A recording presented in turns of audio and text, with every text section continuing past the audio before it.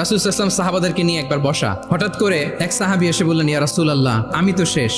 রাসূল সাল্লাল্লাহু আলাইহি ওয়াসাল্লাম বললেন, তুমি শেষ, তোমার আবার কি হলো? তো সাহাবী বলেন, আমি রমজান মাসে দিনের বেলায় আমার স্ত্রীর সাথে ফিজিক্যাল ইন্টিমেসিতে চলে গেছে ভুল করে, আমি তো আমার স্ত্রীর সাথে মেলামেশা করে ফেলছি, এখন কি করব? তো এটার আবার একটা বড় পেনাল্টি আছে, আপনারা যারা জানেন যে ইচ্ছাকৃত রোজা ভাঙলে কাজাও করতে হয়, কাফারাও দিতে হয়। কাজা মানে একটা রোজার জন্য একটা রোজা, আর কাফারা মানে হচ্ছে আরো 60টা রোজা রাখতে হবে। কয়েকটা জিনিস আছে, বেসিক্যালি 3টা। তো রাসূল সাল্লাল্লাহু আলাইহি ওয়াসাল্লাম তাকে বললো যে তোমার তো পেনাল্টি হয়েছে, তুমি তো বড় ভুল করে ফেলছো, তো তোমার কাছে কি এরকম কোনো দাস আছে যেটাকে তুমি আজাদ করে দিতে পারবা, মুক্ত করে দিতে পারবা, তাহলে পেনাল্টি আদায় হয়ে গেল। সে বলে, ইয়া রাসূলুল্লাহ, না, আমার তো এত সক্ষমতা নাই, আমার কাছে তো কোনো দাস নাই। তো রাসূল সাল্লাল্লাহু আলাইহি ওয়াসাল্লাম বললেন, তাইলে তুমি টানা 2 মাস রোজা রাখতে হবে, তাইলেও পেনাল্টি হয়ে যাবে, আদায় হয়ে যাবে, পারবা?